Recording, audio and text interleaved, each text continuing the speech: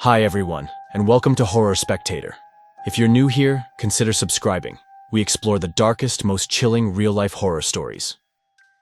If you're a returning viewer, glad to have you back, friend.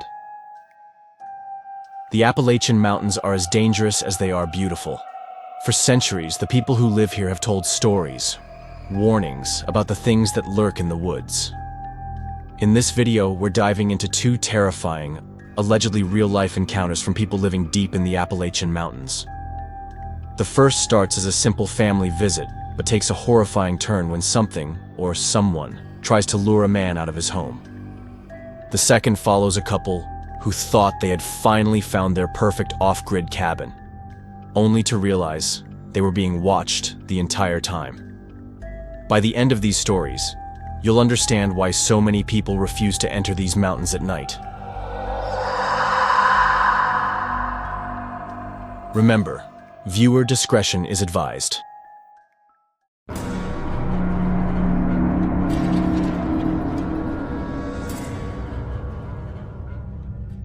My whole life, I lived in Pennsylvania, in an urban area. But when I finally reached the age where I could move out of my parents' house, I decided to get as close as possible to my true passion, nature. So, I bought a wonderful house in the same state, but this time, in the heart of the Appalachians. The process wasn't easy. It required legal permits and months of bureaucracy. But after a year, I was finally able to call that place my own. The house wasn't a mansion, but it was perfect for me and my needs. Even though my brother continued living in the city, close to our parents, when he had kids, I became the cool uncle who lived almost off the grid, surrounded by untouched nature. Something he never really approved of.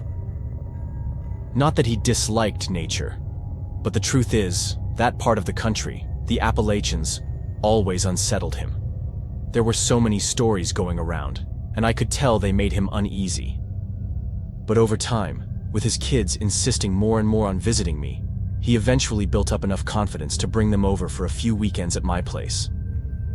I loved those kids, like they were my own, and truly valued their visits.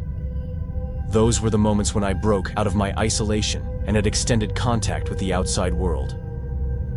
The story I'm about to tell you happened during one of those visits, on a hot summer night that remains forever etched in my memory, and in my nephew's memories. Before I continue, there are two things you need to know to better understand what happened that night. First, the Appalachians are one of the richest regions in the United States when it comes to folklore and stories passed down through generations. In the 9 years I had lived there, I had never experienced anything out of the ordinary, until that night. Second, my youngest nephew, only 5 years old, was in that phase where some kids have imaginary friends. At the time, it didn't worry me much, but it would take on a whole new meaning that night. It was an unbearably hot night, and the three of us were playing on the porch of my cabin when my youngest nephew asked if Juliana could join us. That completely caught me off guard, because I had never heard that name before. At first, I thought she might be a friend from the city, or just a name he had made up. But when I asked him who Juliana was, he answered, with complete ease, that he had met her the night before while playing in the yard. I looked at my older nephew to see if he knew what this was about, but he just shrugged and said he had no idea. So I tried to get more details from the little one, who told me that Juliana had said she lived there, in the mountains, and that she wanted to play with him. But first, she needed my permission. He told her he would ask his uncle, and after that, she just ran off into the woods and disappeared. His story gave me chills and an uneasiness I tried to brush off. I was convinced it was just his imagination, so I told him, "Sure, if Juliana wants to, she can play with us." As we continued playing, I kept asking my nephew if Juliana had shown up yet, but he always answered no, not yet. Then he suggested we go into the woods to call her, saying maybe she would appear. That same chill ran down my spine again. A deep, instinctive fear at the thought of stepping into the dense darkness between the trees.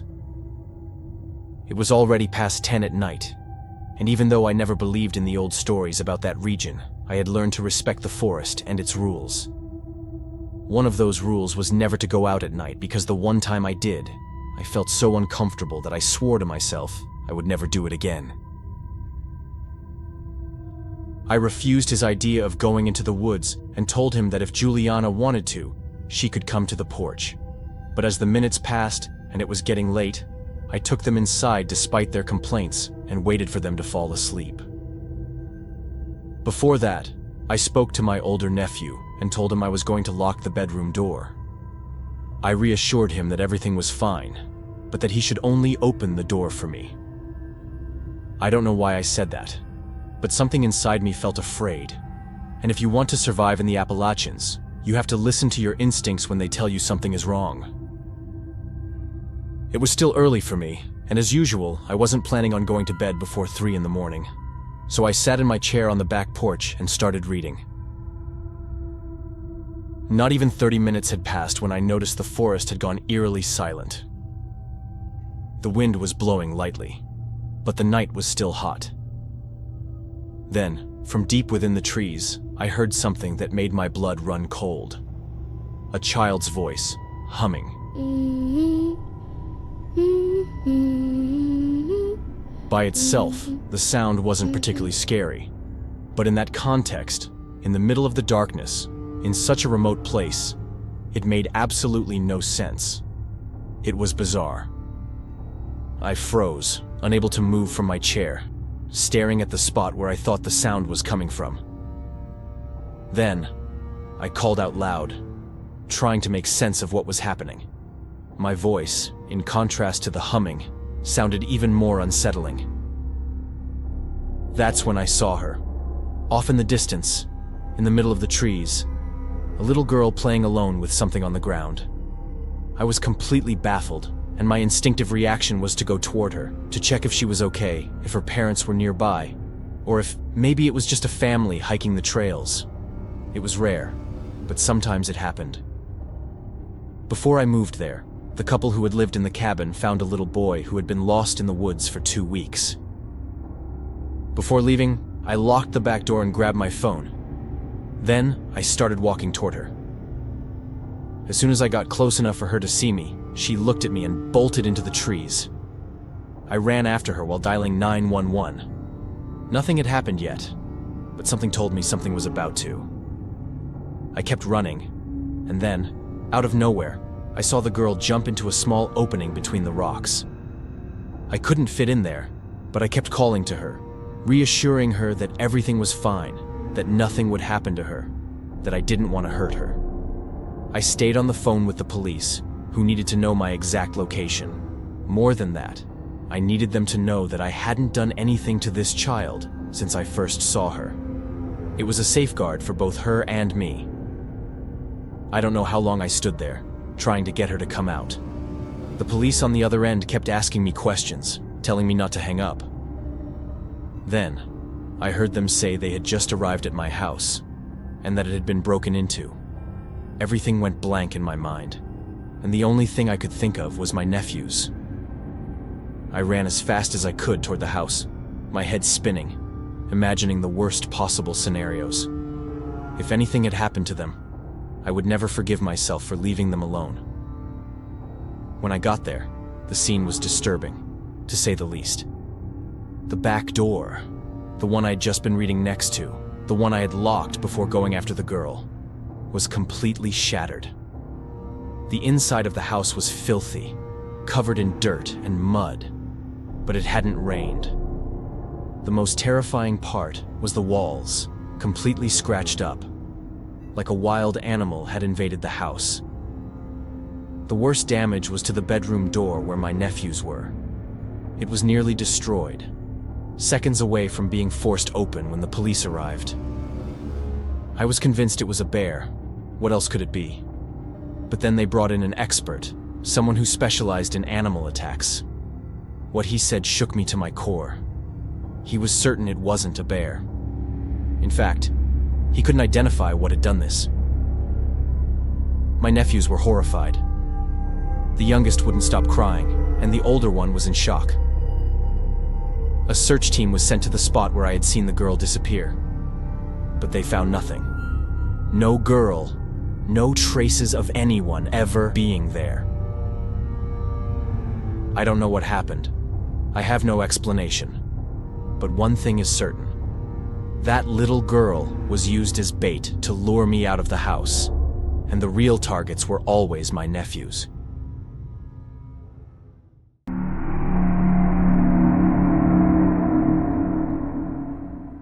Both my wife and I grew up in the Appalachians. When we got married, we rented a small house in town. But after 2 years, we missed the mountains so much that we moved back and bought an off-grid cabin. The cabin had belonged to an old hunter who had gone missing.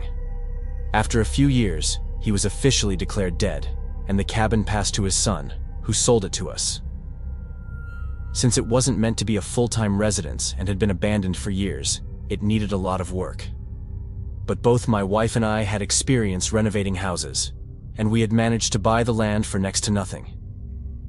For a year and a half, we had been fixing it up, and we were close to finishing. On the night it happened, we had already been living in the cabin for about 4 months, and we loved it. At the entrance, we had built a small hallway that opened up into a large space combining the kitchen and living room. We had added a second floor with 2 bedrooms and a bathroom. One bedroom was ours. The other was an office. The only downside was that the bathroom wasn't functional yet. So we had to use the old cabin's bathroom, which was outside in a sort of shed.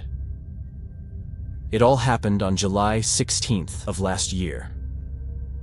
My wife and I had a late dinner, and by the time we finished cleaning the kitchen, it was completely dark outside. She was about to put on a movie when I told her I needed to use the bathroom. My stomach was hurting a little, so I asked her to make me some tea while I went. Outside, I was walking toward the bathroom when I noticed a slight movement to my right. I looked immediately, but there was nothing there. I brushed it off, thinking it was just a rabbit or some other small animal, and went inside. I had been in there for less than a minute when I heard footsteps outside. Footsteps, clearly coming toward the bathroom. Instinctively, I grabbed the doorknob. There was no lock on the door. Then I called out to my wife, but nothing. Absolute silence. For a second, I considered that it might be her. Sometimes she liked to play pranks on me. But at the same time, it was highly unlikely. She had never been a fan of the dark and refused to go outside alone after nightfall. If she needed to use the bathroom, she always begged me to go with her. Besides, the footsteps had already stopped, and they didn't sound like hers. When you spend enough time with someone, you start recognizing their footsteps and the sound they make when they walk. I kept my hand tight on the doorknob. Outside, absolute silence. Then I felt tension on the knob, like someone was gripping it from the other side. That's when I knew it wasn't Mia. I stayed completely still, gripping the knob, terrified. Then, the tension vanished, and I heard footsteps moving away.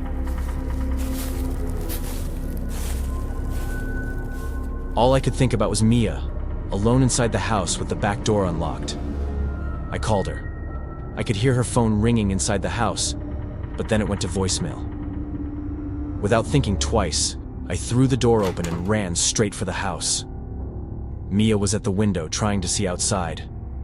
When she saw me, she ran to the back door, unlocked it, yanked me inside, and locked it behind me. We both knew someone was out there with us. She told me she was on the phone with the police and asked me to get the gun while she closed all the blinds. When I came back downstairs, I found her standing at the entrance to the living room, muffling a scream with her hands. Then, she pointed to the window across from me. When I turned to look, I felt an irrational fear. On the other side of the glass stood a man, both hands pressed against the window, a wide grin splitting his face. I cocked the gun and moved toward the window, aiming straight at him. He shifted his gaze from the gun to me, then winked before walking away calmly. After that, my wife and I ran upstairs, locked the bedroom door behind us, and stayed frozen, waiting for the police. Since we were in a remote area, it took them 45 minutes to arrive, and by then, the man was long gone. Over the next 2 days, the police searched the surrounding area, trying to find any trace of him. We gave them the most accurate description we could. He was young, around 35 years old, white, with dark hair. His lower lip had a cut on it. The day after the incident, about 90 feet from our house, the police found the remains of a campsite. Nothing fancy, just a tiny tent, a sleeping bag, some supplies, and a pair of binoculars. According to them, the man had been camping there for at least 2 weeks. That close to our house, probably watching us the entire time. We spent the rest of last year in our old rental house in town. But by the end of the year, we decided to come back and finish what we had started. It's been 2.5 months now. Nothing has happened since then, but we don't feel comfortable here. Not completely. And I don't think we'll be able to stay much longer.